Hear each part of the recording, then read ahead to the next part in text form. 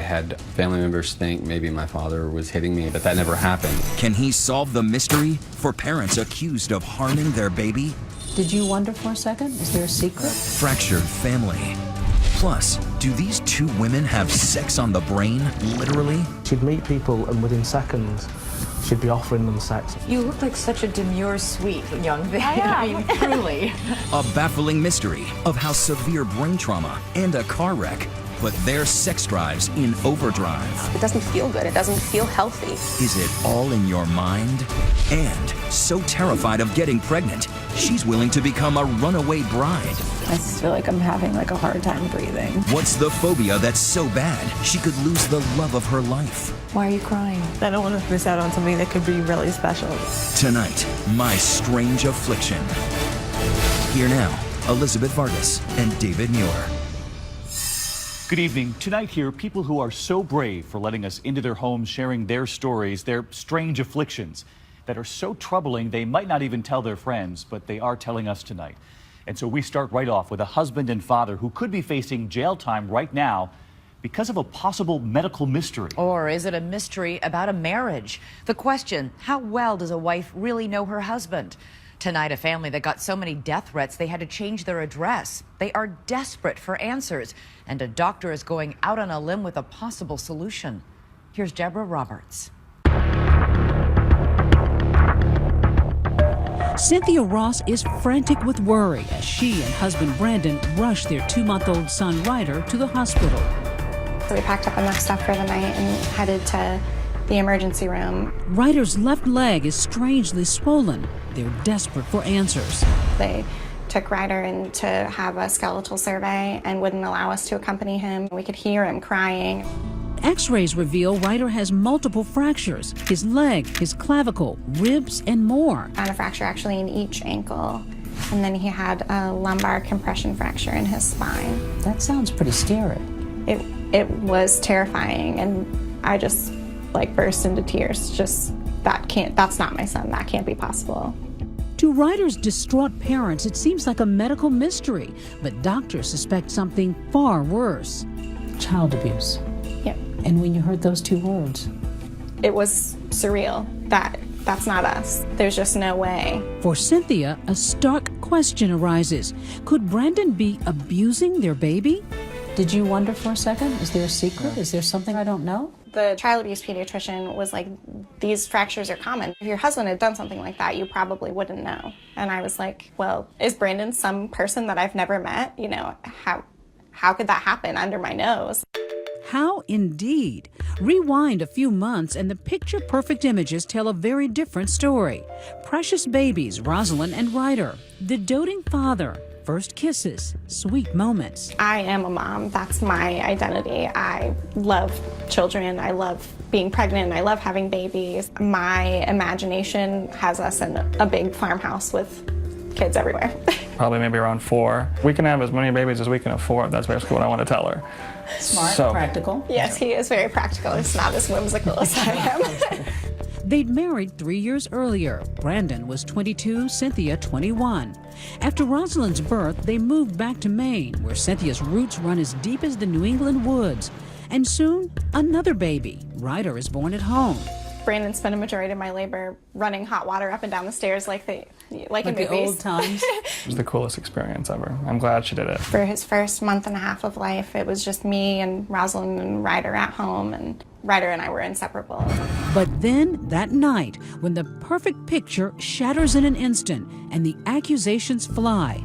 We were under the microscope, and then we realized that they were no longer looking for a medical explanation when the caseworker showed up to the hospital and said, "We're seeking custody of your kids. They're not going to be leaving with you today." The doctor's report seems damning. Fractures caused by squeezing or possibly shaking.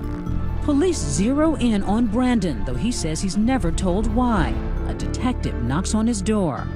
So you're under arrest? I was under arrest at that point. And the world just went dark and everything just changed. Now a man from Bath is behind bars accused of abusing his infant son. Brandon's now a suspected felon. His mugshot plastered on local TV and across Maine's papers. His wife makes a monumental decision. Knowing my husband and knowing the kind of father he is, it just didn't reconcile. It couldn't be child abuse. It isn't possible. There's not a bad bone in my husband's body. You know, I want to ask you, Brandon, did you ever in any way harm yourself? No, absolutely not. Not Never. shaking him, not squeezing Never. him too hard? Never. We were so delicate with him, you know. He's a newborn, you know, you gotta be gentle with him. You know, we already have a 3-year-old, so we know how to handle babies. The young dad's indicted on 12 counts of child abuse, and a virtual wolf pack gathers, Cynthia says, as strangers post threats online. When Brandon's story was all over the internet, the comments range from, these people should die, he'll get what he deserves in jail. Things become frightening after their home address appears online, forcing the couple to quickly move. With Brandon branded an abuser, authorities err on the side of caution, taking the kids from both parents, placing Rosalind and Ryder with Cynthia's father, a registered foster parent. To see her children, Cynthia often wakes up in the pre-dawn darkness. I'm just putting together some clothes for the weekend just so the kids have some stuff from home. So much of her time spent driving back and forth to get Rosalind and Ryder from her father's foster home. I'm hoping that the kids are up and ready to go, and I'm sure they'll be excited. They are, and soon are ready for a day of visitation with their mom and grandma. Okay, perfect. Thank you. Back home, Brandon's forced to view some of his son's milestone moments on his cell phone, like Ryder taking his first steps. In their new home, old family memories hang on the walls, a stark reminder that Rosalind and Ryder are forbidden to live with their parents. So they've never spent the night here? Never. Cynthia wants those bedtimes back, wants to clear her husband's name. When he was arrested, I started to take my vows extremely seriously. You know, there was no more space for doubt. He couldn't fight for himself. I needed to step up and be his voice and figure out what actually happened. She's now consumed with finding an answer. What else might have caused her baby's fractures? Late at night, Cynthia scours the web. I just started reading a lot of information about metabolic bone diseases and looking at Ryder's case and what I know about our family. It just wasn't adding up. But there would be no breakthrough found online. Instead, the case is about to take a strange twist. Could this man, a former circus performer and master of contortion, help solve the mystery of Ryder's fractures? I can dislocate both arms, both legs, turn my torso 180 degrees. When we come back, My Strange Affliction continues. Once again, Deborah Roberts. some call him a medical marvel. But Daniel Browning Smith calls himself Rubber Boy, a body-bending contortionist who twists into a human pretzel. I hold the Guinness World Record for the most flexible person on the planet. I'm a stunt man. I break my arms and legs in movies. Like Men in Black 2. I've been aliens in movies. That's Daniel in the green bodysuit, impossibly inside that box. And on TV shows like CSI Las Vegas. I was a serial killer named Squeagle, my favorite role I ever had. And HBO's Carnival. I was a contortionist in the sideshow. And that's him in this Coke Zero commercial, sipping a drink from a don't try this at home angle. How does he do it? It's a rare medical condition. I'm diagnosed with a disease called EDS. Ehlers-Danlos syndrome, a collagen disorder that can lead to loose and unstable joints, even startling bone dislocations. My ribs actually dislocate and poke out of my chest. I see completely how EDS could explain childhood injuries. EDS makes you bruise really, really easily. As a kid, I had family members think maybe my father was hitting me or something like that, but that never happened. Never happened, which is exactly what Cynthia Ross is telling authorities in Maine. She hasn't heard of Rubber Boy, but could his condition possibly offer an answer to her nightmare? Her baby Ryder injured, her husband Brandon accused. Instead, Cynthia's first ray of hope comes from her grandmother, watching an episode of Katie Couric's talk show and seeing a couple with a story stunningly similar to Cynthia and Brandon's. We're here with Bria and Andrew Huber, who fell under a cloud of suspicion after their infant daughter Kenley suffered multiple unexplained bone fractures. The fractures discovered after Andrew was alone in the house changing 3-month-old Kenley's diaper. I lifted her right leg to start to clean, and there was a pop. She shrieked and cried, and I immediately pulled back and was shocked and didn't know what it was. He takes Kinley to the children's ER, and after a battery of x-rays, like Brandon Ross, Andrew is soon arrested and charged. Bria says police tell her husband's a secret abuser. You get a kiss? Oh. They thought that he was so in love with me that he was jealous of the time that Kenley took from him. Therefore, he was taking it out on Kenley.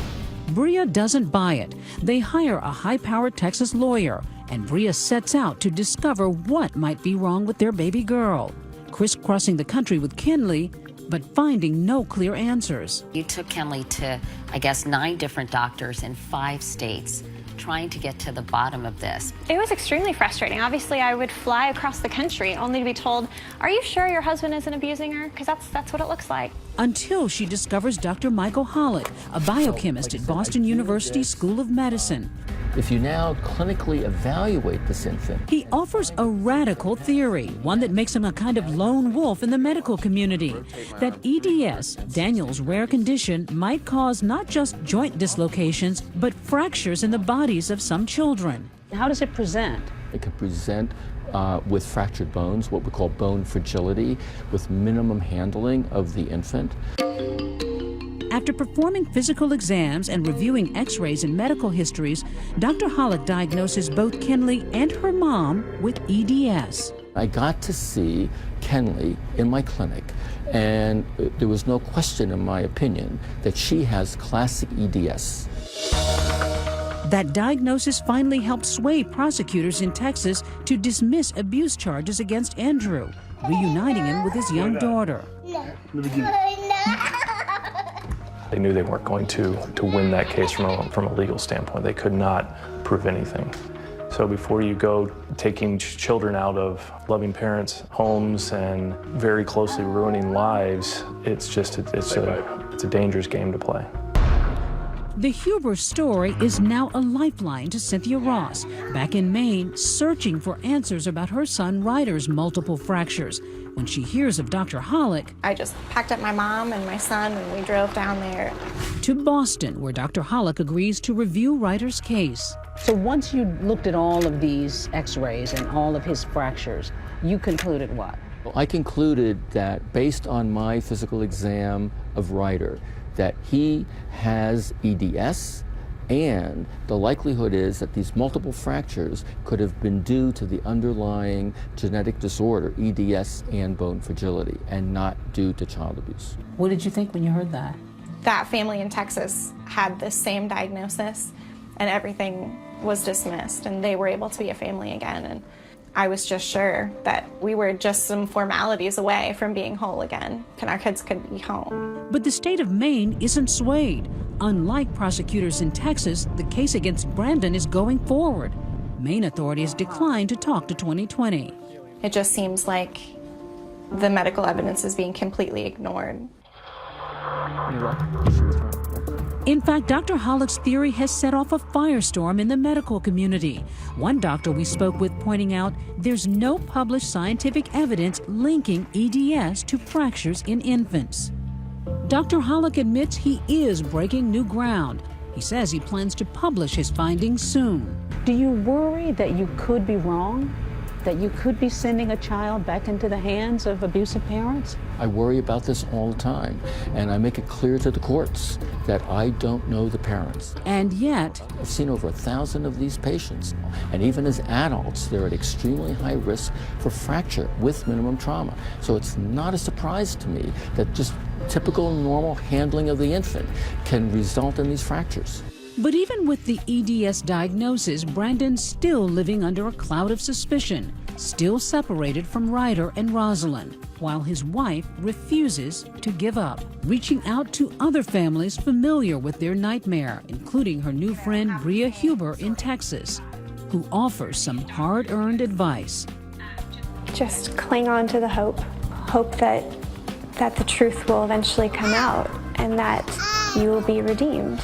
For us, that took 14 months, and hopefully for them, it won't take that long. Ryder's first year of life has mostly been spent away from you. And it's something that we'll never get back. All of his firsts. So when the children come home, it'll be like starting from square one. You say when they come home. Yeah. Well, as of tonight, Brandon is out on bail awaiting trial. So what do you think about the case? Let us know on Facebook, our Facebook page, and on Twitter. Use the hashtag ABC2020. Elizabeth and I will be right back. Next, how did a brain injury turn this demure, soft-spoken married woman into a woman on the prowl for men? It wasn't a come Heather look, it was a come get it look. And will their marriage survive? It's hard to even imagine you doing all of these things. When My Strange Affliction returns.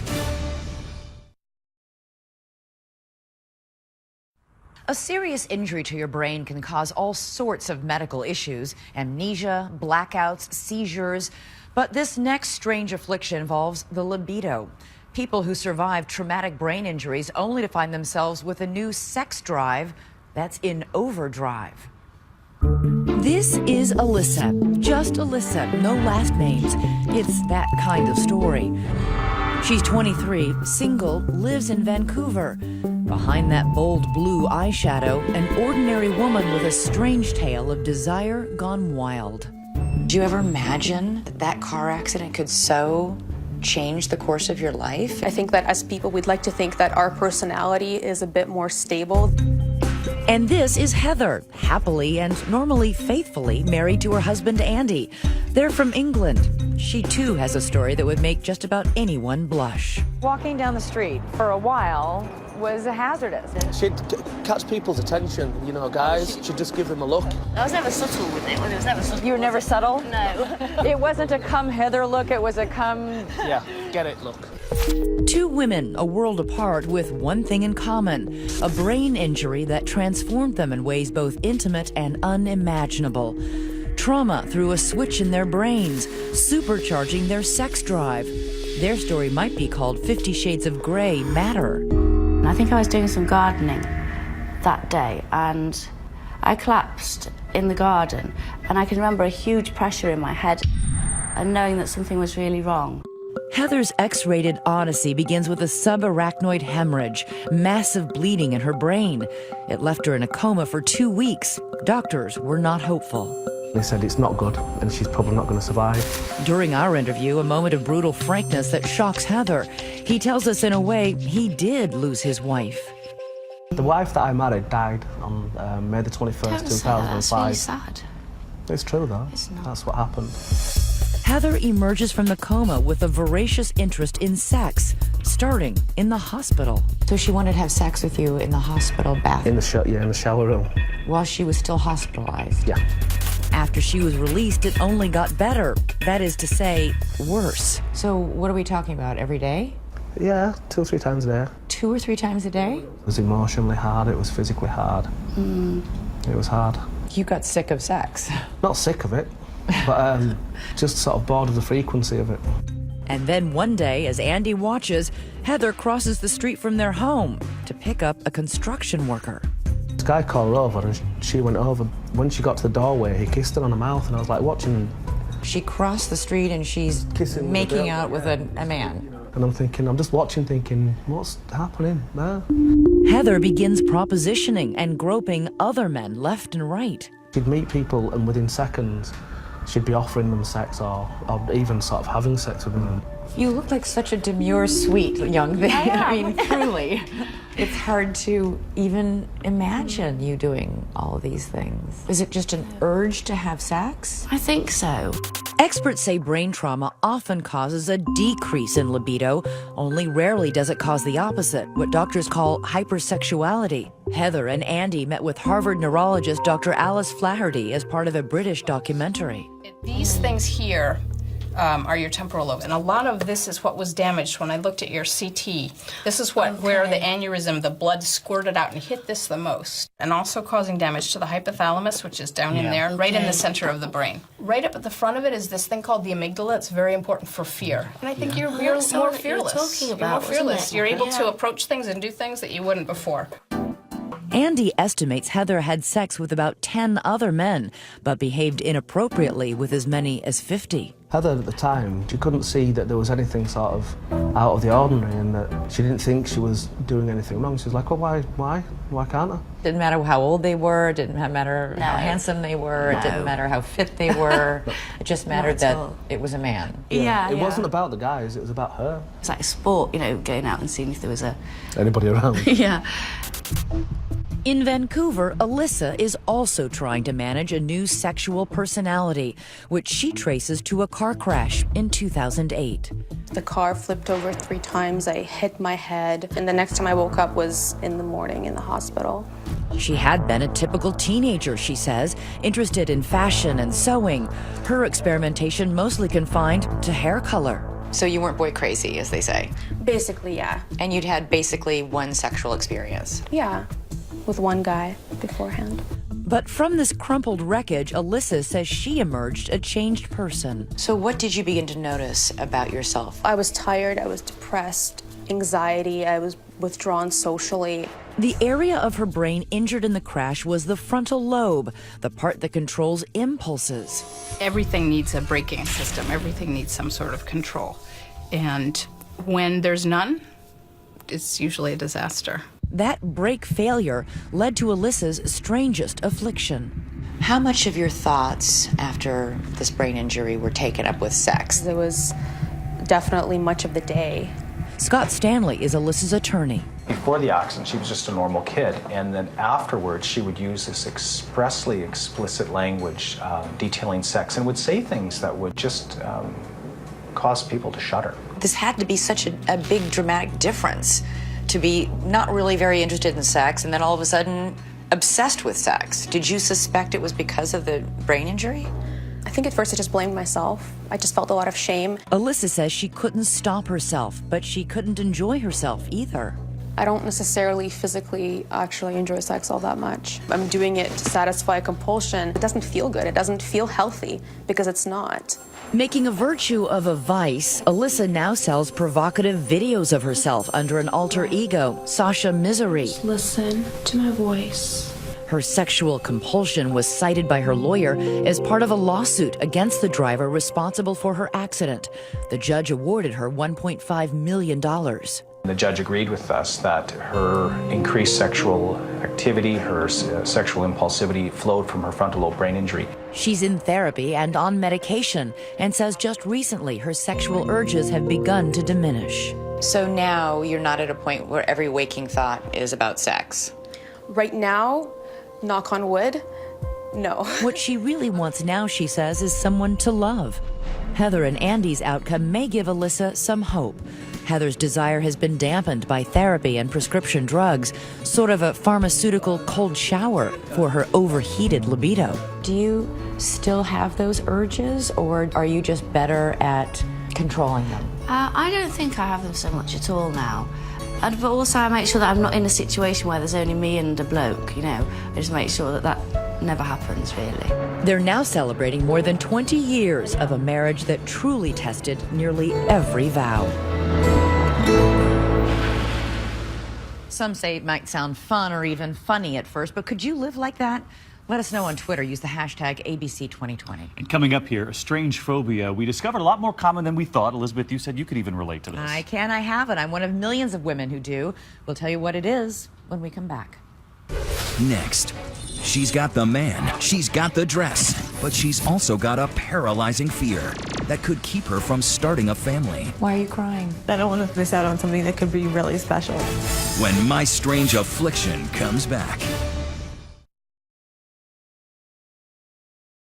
So many would ask, why would a young woman madly in love be terrified of getting married? It has nothing to do with pre-wedding jitters or changing her mind about her fiancé. She suffers from a phobia that affects millions of people in this country, almost all of them women. Until recently, many of those people suffered in silence because it was frankly embarrassing to admit. And I was one of them. To stand at the center of Jessica Mellon's world is to live in the heart of primal fear. Heart racing. You don't know why it's happening. Blood pressure rising. Really don't know how to stop it. Every sight and sound around her distorted by her terror. You feel like you're just going to snap and go nuts. Jessica is one of more than 40 million Americans who suffer from anxiety disorder. Its symptoms are all over YouTube. I can't stop hyperventilating. Intense panic attacks triggered by anything from driving a car to flying in a plane to riding in an elevator. Open! Jessica is afraid of all of those things, but her most powerful phobia, the one that fills her with the most dread, is this. If someone was like, you can either be shot in the leg or you can throw up once, I would be like, yeah, just shoot me in the leg. I would really pick that. You would choose being shot in the leg. Absolutely. Jessica is intensely afraid of vomiting. To me, that's one of the worst things that could happen to me, if not the worst. It's called a metaphobia, and millions of people have it, including me. I've had it all my life. I would do anything for my 2 children. I would die for them. But if one of them vomits, I run. And it's very embarrassing to admit it. I thought I was crazy. I didn't know that there were other people like me suffering from this. I thought that a lot of people like you. Jessica's entire life is choreographed around protecting herself against the possibility of throwing up, taking every precaution against catching the flu from coworkers. I would be like, are you sick? Is it a stomach thing? Is it something you ate? To the pharmacy in her purse, armoring her against throwing up. I do carry extra medication on me. Antacids, tummy drops, cough drops, hand sanitizer. To take one of these tablets twice a day, that's 2 days. Do you ever feel frustrated? Absolutely. That you're this out of control? The fear just engulfs and it swallows everything around you. Everything, even the lifelong dream she and her fiancé share. I've never been this scared in my entire life, I don't think. Jessica is so terrified of getting morning sickness, she's told the man she loves she won't get pregnant. And that's putting the most important relationship in her life at risk. You know how extreme that is, right? Yeah. To give up bringing your own baby or another life into this world simply because you're afraid you might have morning sickness and throw up. I know. Sorry. That's okay. Why are you crying? Because I don't want to feel that way, and I don't want to miss out on something that could be really special between the 2 of us because of my phobia.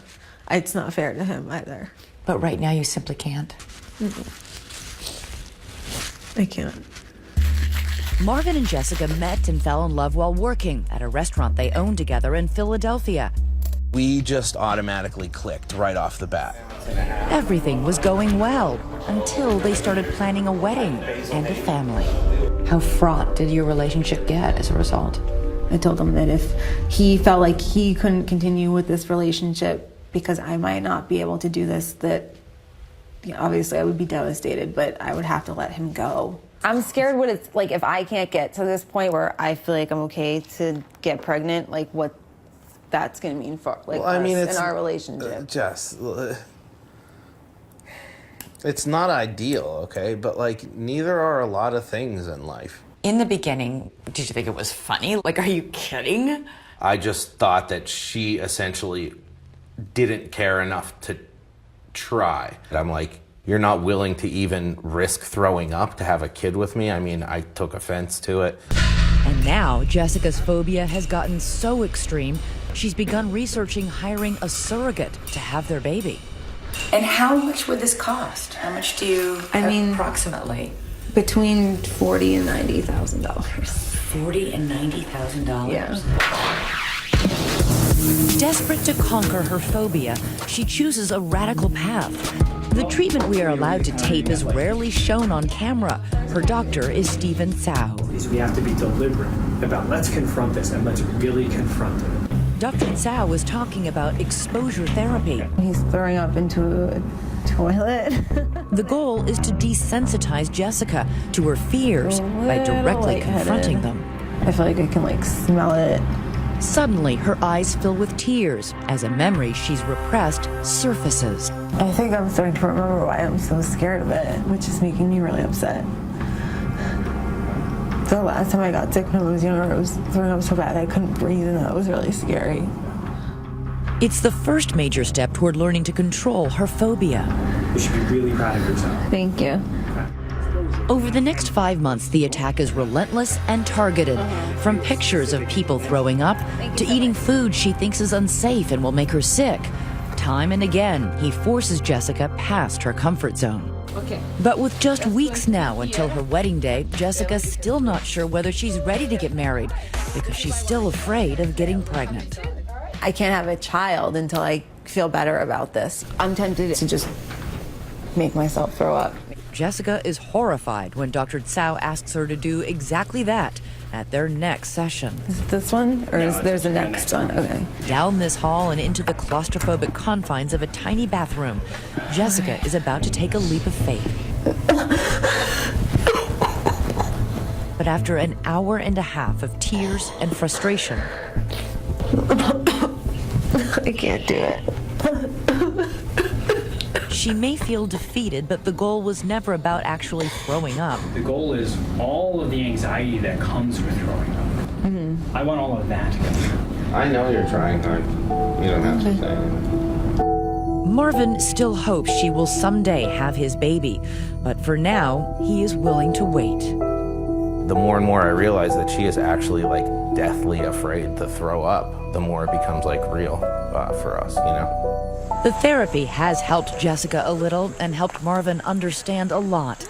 And so the reward of those 5 brutal months came on a beautiful fall afternoon. Anxiety was only a brief guest at the wedding. What happened when you waited there in that gorgeous dress of yours? The anxiety started to climb, started to increase, because I was like, okay, my turn's coming up, my turn's coming up. My mom walked me down the aisle and I said, Mom, I'm having a panic attack. I'm like, I need a drink of water. And the woman at the venue was like, we don't have time. And I was like, I don't care, I'm not gonna make it. What was happening? Was your heart pounding? Were you shaking? I felt like I was choking. Despite those moments of panic, Jessica was no runaway bride. I just have to keep trying my best. It was Marvin who was an emotional wreck at the altar. What has been joined here today, it's for me, and it's for him, and it's for us. I now pronounce you, But at the end of the day, it's for me. husband and wife, Mr. and Mrs. Marvin and Jessica Graf. Next, from crazy fun Here we go. to just crazed with a medical mystery. I've tried everything, and nothing seems to stop it. Confessing her most private, lifelong secret to a camera. It feels like my fingers are magnets, and they're attracted to certain parts of my head. When My Strange Affliction returns. Up to 11 million Americans, mostly women, are affected by our next strange affliction. But only one has had the courage to bear it all on camera and become an internet superstar doing it. Hello, everyone. Welcome to the high-octane Technicolor world of Becky O. Here we go. Long story. Hold on. Hello. Those quirky antics won her thousands of YouTube fans. But what blasted Becky O to fame was going public with the most private of secrets. This is something I can't talk about. I've tried everything, and nothing seems to stop it. She, like 10 million Americans, suffers from a compulsion to pull out her own hair. It's something I can't stop. That video exploded, it had hundreds of thousands of views. It really opened my eyes to how big the condition was. You didn't know anybody else who pulled their hair? Nobody at all. I thought I was on my own. For Rebecca, it's tough living in a culture obsessed by hair, surrounded by women crowned with long, shining locks. So she took her battle to the internet, vlogging about her struggle with a disorder called trichotillomania, literally the mania to pull out hair. She calls herself a trickster. So is it a relief or a release to pull? Pulling makes me feel better.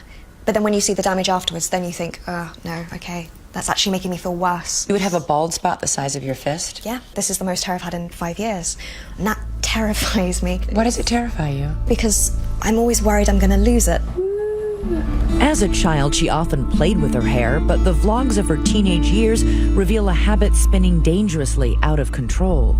I can just pull out yanks of hair. I've got hair surrounding the keyboard, and it's... I remember when I was 12 and I was with a counsellor, and she said to me, when you're stressed, where do you feel it in your body? And I remember my answer. I remember holding my hands up and going, in my fingers. It's here. It's not here. It's here. It's here. I want to do things with my hands. The most weirdest thing about pulling is it feels like my fingers are magnets, and they're attracted to certain parts of my head. Nothing could keep Rebecca's fingers from pulling her hair, not tying her hair up in a turban, or greasing her eyelashes and eyebrows with Vaseline. Even the most extreme measures failed to help. I found just tying my hands to tables or chair legs or to my tummy when I was at school, it stopped me getting to the hair. So that you wouldn't reach up and pull your hair. You get to a point where you're just so desperate. That desperation was often driven by the hurtful comments from her peers at school. If I'd had the hair, if I didn't have this, then people wouldn't have treated me so badly. Worst of all was the criticism from friends and even family members, which she repeated in her vlogs. You'll never get a job looking like that. Don't you realise you're doing it to yourself? Looks like someone went too far with the tweezers. No one wants a bald girlfriend. There were a lot of really Every single thing. harsh comments. Tricksters receive such severe backlash. Why is that, do you think? I think people don't appreciate that you literally cannot stop. It's not even a choice. I can't leave it alone. It had been a 6-year roller coaster of frustration documented in this astonishing video diary. On the 3rd of February 2011, I decided to shave all my hair off. When I shaved my hair, I thought, right, that's it. The hair's gone. I'm not going to pull again. It's all good. But then I attacked my eyebrows and they vanished within a week. I have always loved cameras. Oh, and the colour pink. Rebecca, now a superstar in the trickster community, caught the attention of Jillian Coursey. She was casting for a documentary on trichotillomania. What's the biggest misconception? That it's rare that people who have trichotillomania are freaks. The people I've spoken to feel isolated or like outcasts, like they don't belong. Jillian's documentary, called Trickster, explored the destructive force of the disorder to both mind and body. Kind of feel like putting the wig back on. Unlike most tricksters in the documentary, Sophie Ehrman pulls hair not from her head, but from her body. The difference between me and a lot of people that just have trick, I'm digging under my skin. Sophie is a photographer and documented her struggle with trichotillomania in a series of disturbing photos. To her, each tiny hair in her leg is a monstrous flaw. What is this? This is literally how close I look at my body. Those are like hairs that are literally like growing. It's gross. I don't like the hair on my body, so... Any of it? No, none of it. I'd rather just be like a baby. So in this effort to get rid of these hairs you think you see growing, you're essentially gouging at your own skin and making it worse. So if you were to take your tights off for me today, where on your legs would you have scars? Like everywhere. She showed me the raw wounds that force her to hide in tights and jeans, even on the hottest days of summer. See how like there are all these dots? Yeah. So those are the hairs. There must be a lot of people who cannot understand why you're doing this to yourself. Join the crowd. Like, I don't really know exactly what I'm doing to myself. I know that I'm doing it to relieve anxiety, but what made me choose to pull out my hair? I have no clue. The cause of trichotillomania is still a mystery, and doctors are still baffled about why it's primarily women who suffer from it. Sophie and Rebecca both doubt they will ever be pull-free. Do I want to stop? Absolutely. Can I? I don't know. Do you think you'll ever stop doing this, pulling? Really? I feel I will be pulling